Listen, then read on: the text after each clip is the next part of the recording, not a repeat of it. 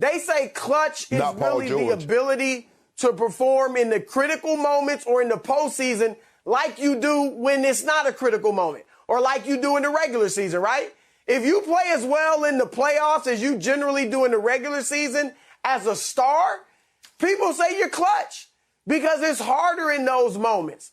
So the Clippers, to me, the only explanation for you being an 84 or 85% free throw shooting team and you shooting 66% in a game sounds like is nerves. Sounds like nerves, okay. lack of poise, choke, whatever. Okay, you know, thank you, that's Chris. the difference. The Suns had poise, the Clippers did not. Adore you and want you so. I'm just a no one with nothing to give you but all.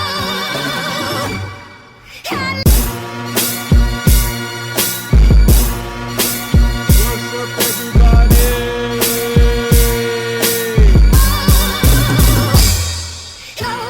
Yes. What's up, everybody? This your boy MBY the Nerd back at it for another episode of the Pro Set. That's what you need to do when you do it like this. I know, man. We've been waiting a whole week for another episode. This is episode 9. I'm so happy to have you guys on the show today. We are going to jump right into this today. I got a good show for you today. Great show, actually. A lot of variety on this show. I'm going to be talking mostly basketball, but, not just the NBA today. So that is going to be a fun time. We got, basically, we'll be talking the NBA playoffs. We are in the Western and Eastern Conference finals of the playoffs.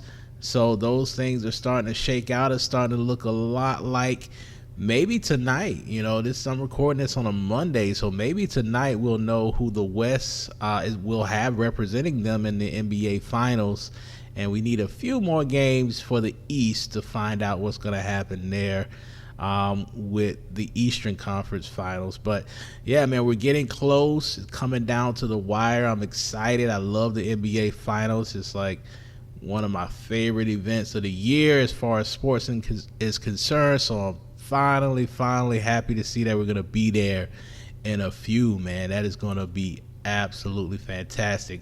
We're also going to be talking about the NBA players that are actually going to be representing the country this year. As you know, the Summer Olympics is this year. We got them going to be in Tokyo this year. So we're going to find out who's going to be representing the United States basketball team in the Tokyo Olympics. And, there's a lot of controversy that's been swirling about this. Jalen Rose, I should say, made some slick comments about the team, and there's been a lot of backlash as to what he said. So I'm going to get you up to speed on that. If you didn't hear it, you'll get a chance to hear it right here on the Pro Set.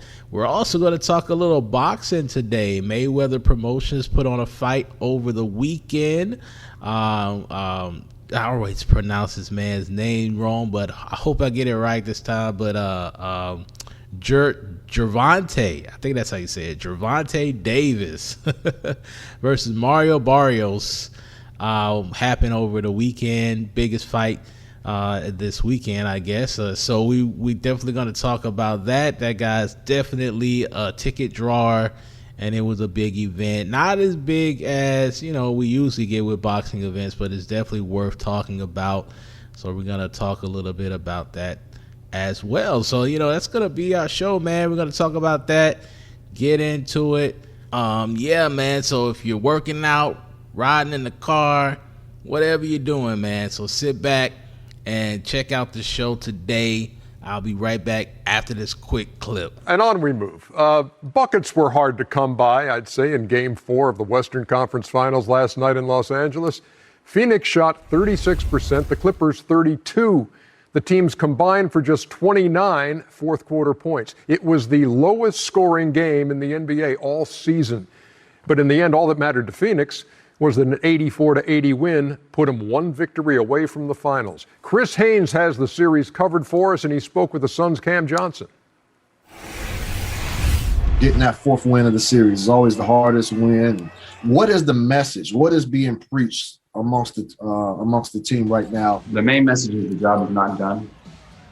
We have a huge step that we need to take tomorrow in order to finish it. And if we come out and execute the way we're supposed to, we'll give ourselves our best chance at that. We won a gritty one last night, an ugly one. And sometimes you got to win those. And so it's just taking what we learned from that and maybe what we did well and applying it to next game and just bringing it all together. Yeah, man, that's what they did. It looks like the Suns are going to take this series, man. They're up 3-1 now. The Clippers are struggling without Kawhi Leonard.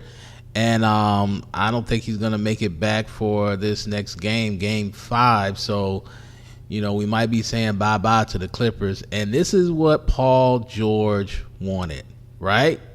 Right? You know what I'm saying? Like, this is what I was talking about before this series started, when we knew Kawhi was not going to be involved early on in the series. Paul George was able to get him to this point, and I give him credit for that, you know.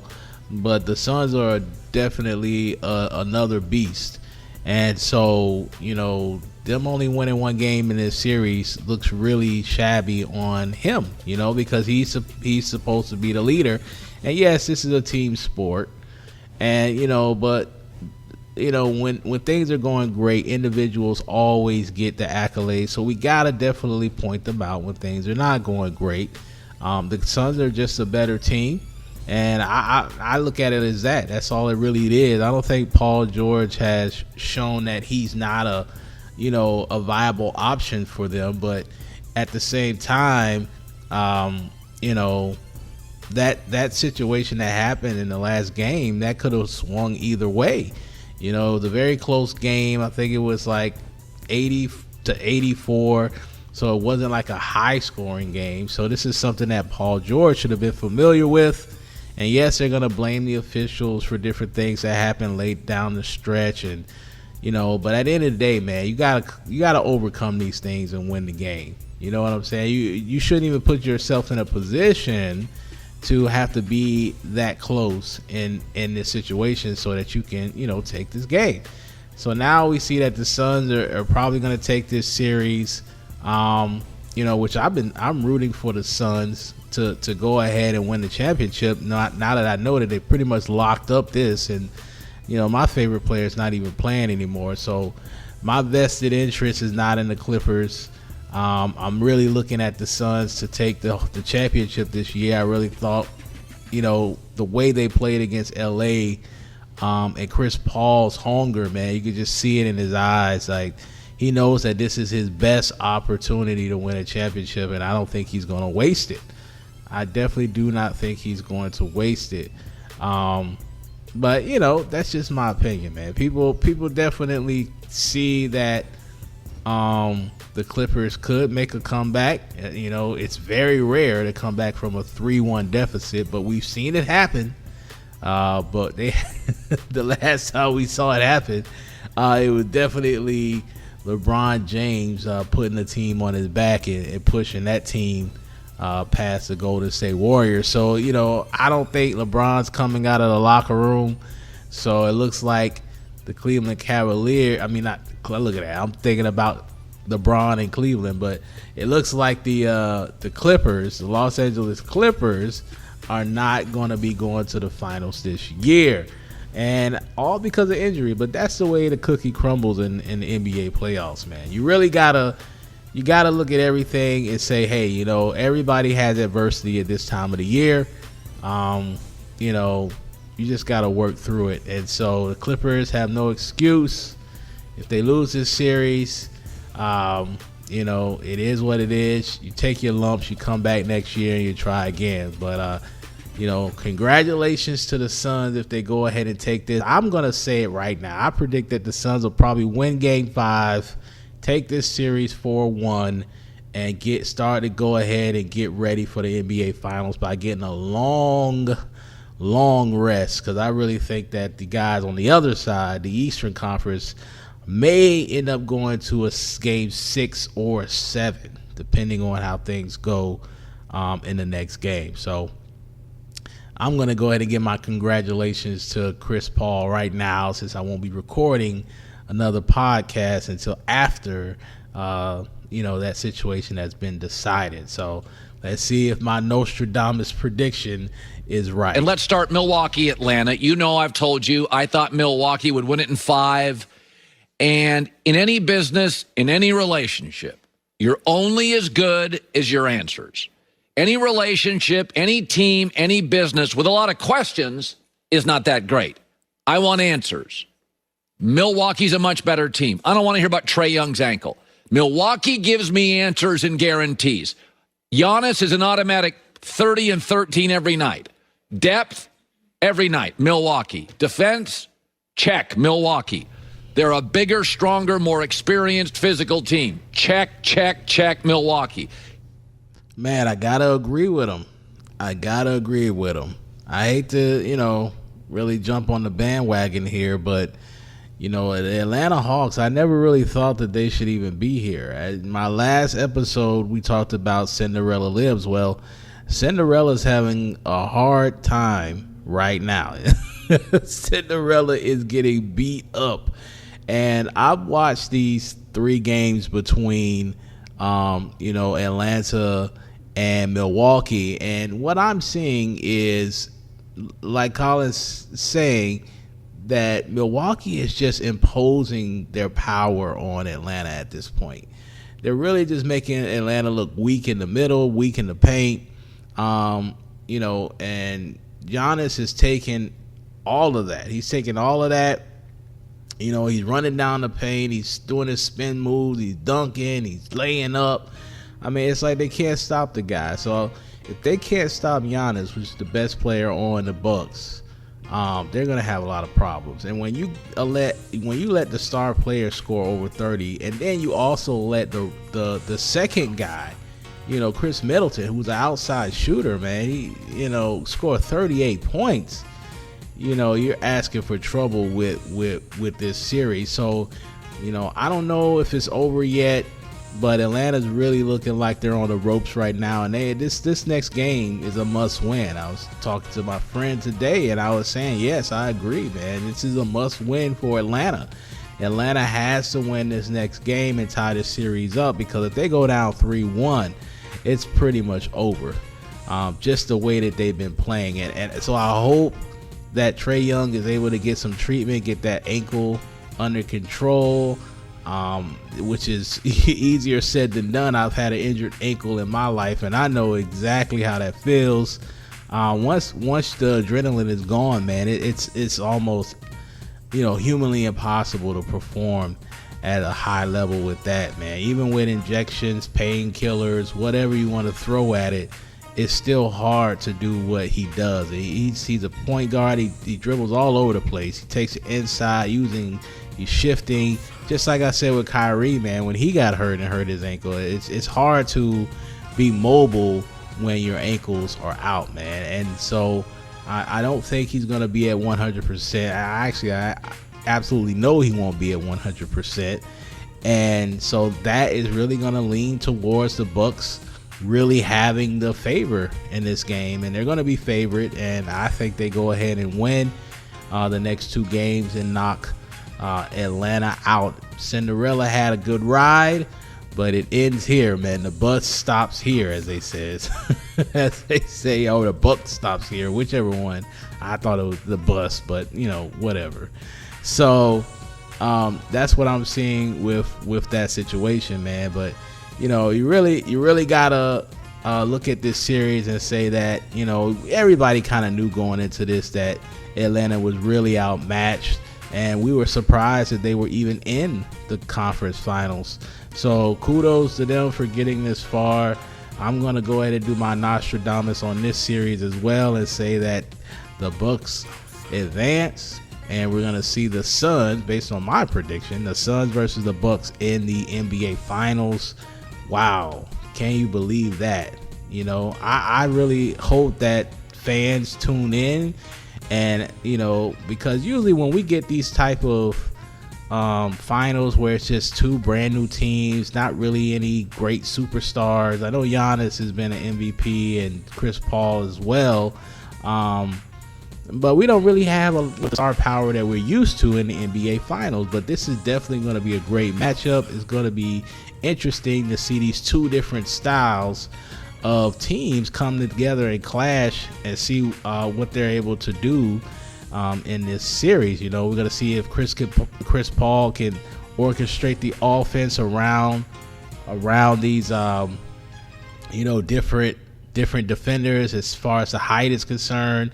We're going to get a chance to see that. We're also going to see if Giannis can be dominating with DeAndre Ayton in the middle and not just some, small Joe that he could push around at his beck and call.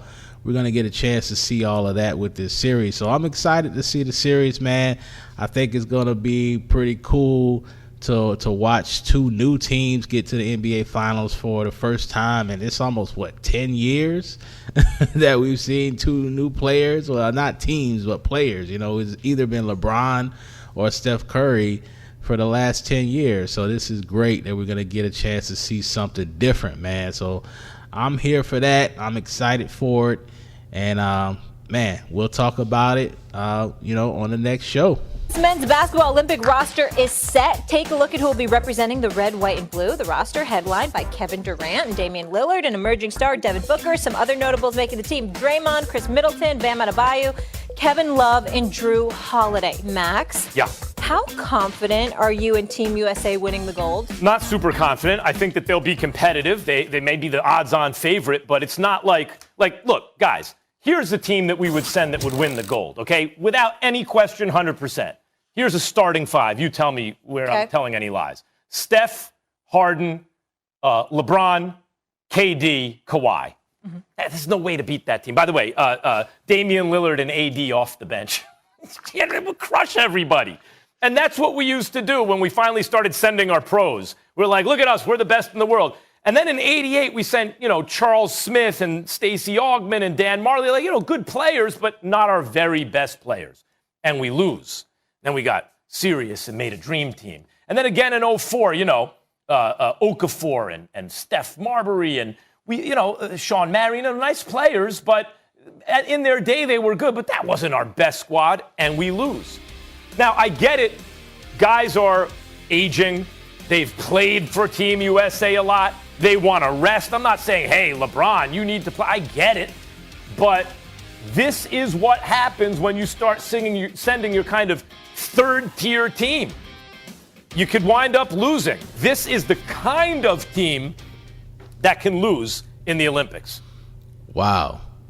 Man, that is a very harsh statement because, I'm looking at the roster right here, and I don't know, man. I don't really believe that there is a squad in the international field that could be able to beat this team. We really are kind of leaving out the fact that you have Dame Lillard, Bradley Beal, Kevin Durant, Zach LaVine, and Chris Middleton, Jason Tatum, and Bam Adebayo. I don't understand how, just with those names, not to mention you got Devin Booker, who's balling right now.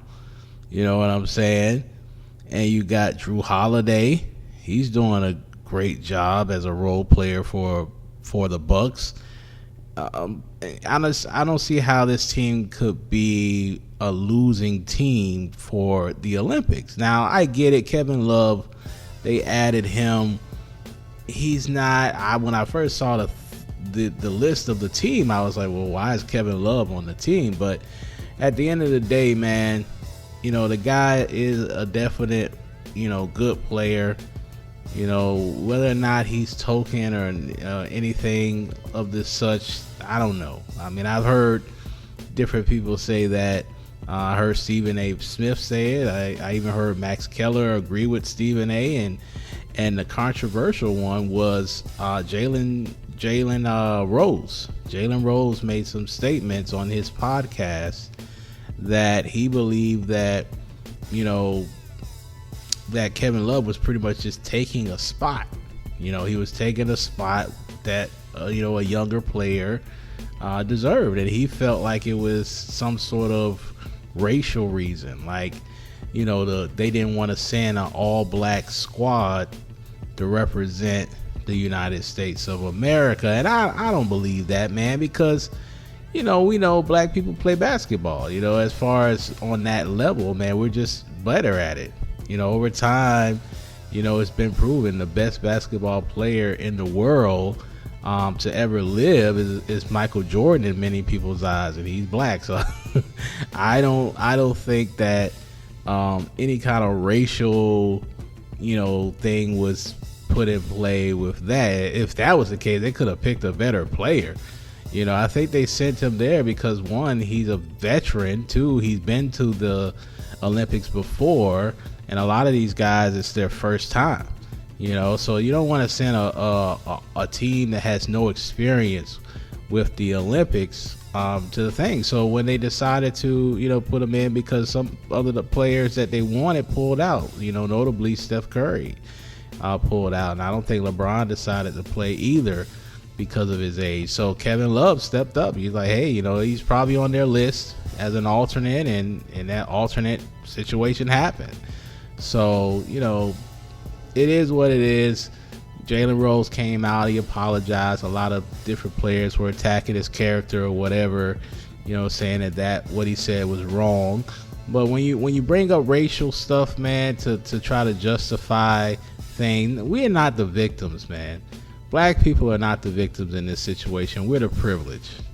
Basketball has made so many privileged black kids in its history of, just creating millionaires and creating, a millionaire legacy for that family line. So I don't think that this is one of those type of racial discrimination situations, man. I think this was for experience and to have kind of a coach, on the bench that they can, I doubt that he even plays that much other than garbage time.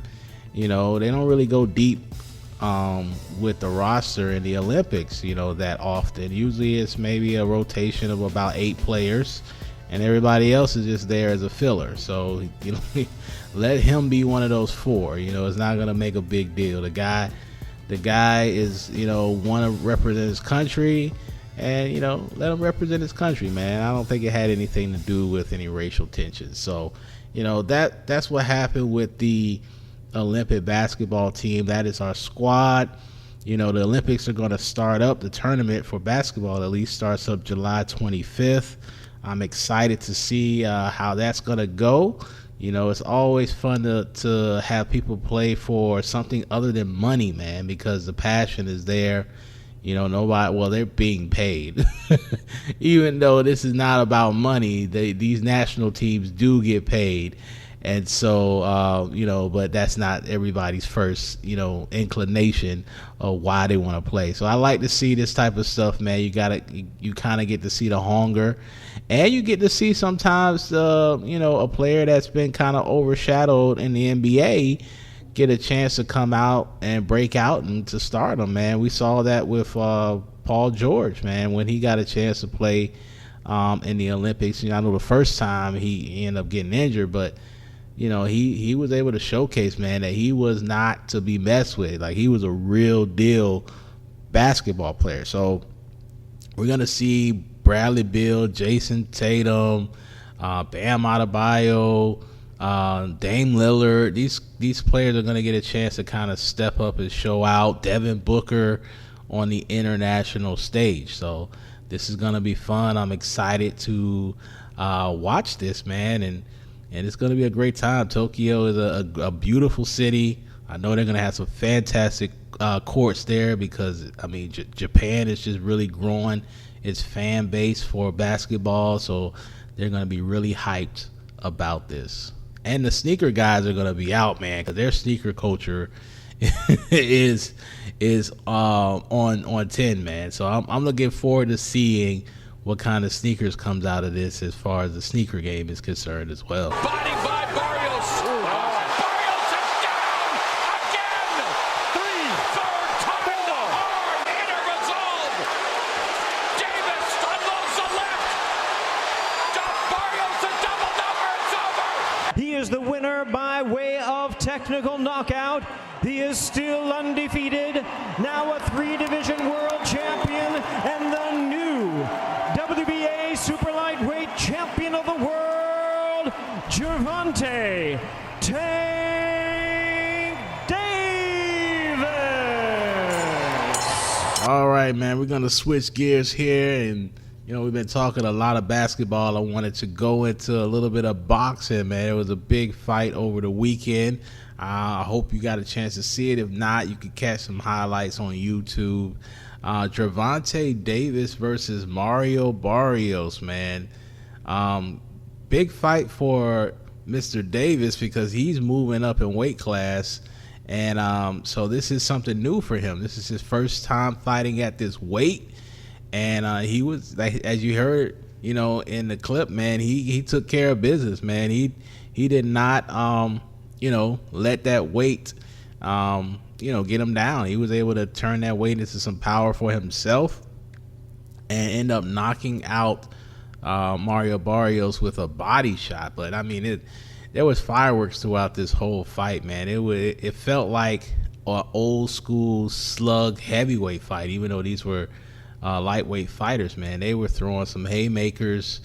Each party was definitely landing shots. It was a great fight for Showtime.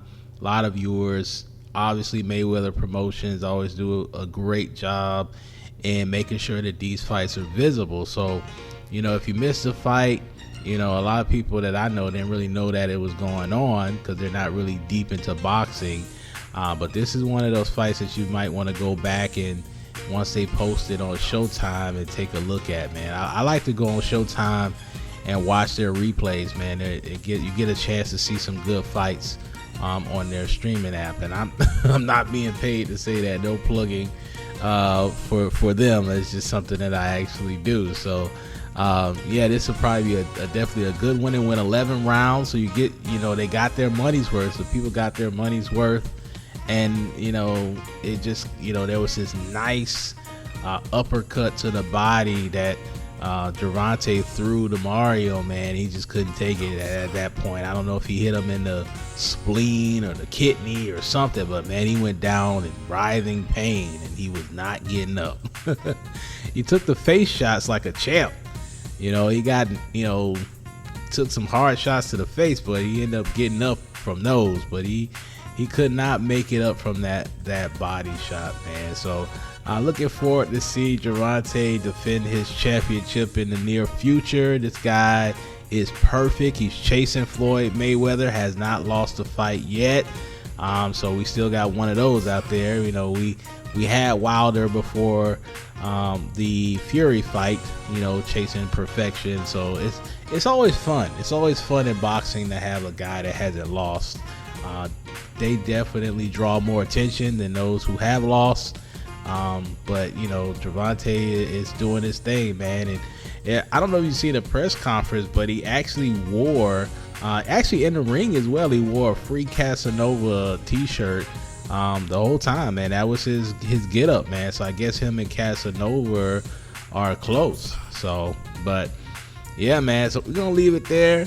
Definitely check it out. Check out the highlights, or you can watch the replay. Great fight. Congratulations for becoming a 3-time champion in 3 different divisions. Wow, what an incredible feat.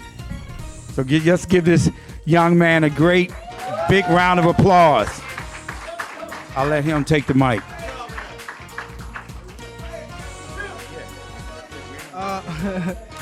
I want to say thank everybody for coming out. Tonight was amazing. We did it again. Thank you, Al Heyman, Mayweather Promotion, Floyd, Leonard, my personal team, Atlanta, Baltimore, everybody that watched Showtime, everybody that came out tonight. Thank y'all. Well, that's going to do it for us tonight, man. Thanks again for listening to the Pro Set. I am your host, NBY the Nerd. Looking forward to seeing you on the next show. Make sure you follow us on all social media, Facebook, Instagram, Twitter, everywhere. Just search the podcast, the Pro Set, And just make sure you click that like, especially on YouTube, because I definitely put up all the shows on YouTube. So that's it, man. Thank you guys for listening, and we'll see you next week. Like, that's what I mean when you start. Maybe he wants to showcase himself, and maybe he gets traded or something. But if you want to do what you're saying, hey, let's give some other guys a shot, then put together a team that is actually our next level best player, and only with respect to that. That is what I said. That's yeah, I'm saying, but that's not what they did. On the team. But that's not what they did if Kevin Love's on. That's my point. That's my point. I did say Kevin Love, what is he doing on the team?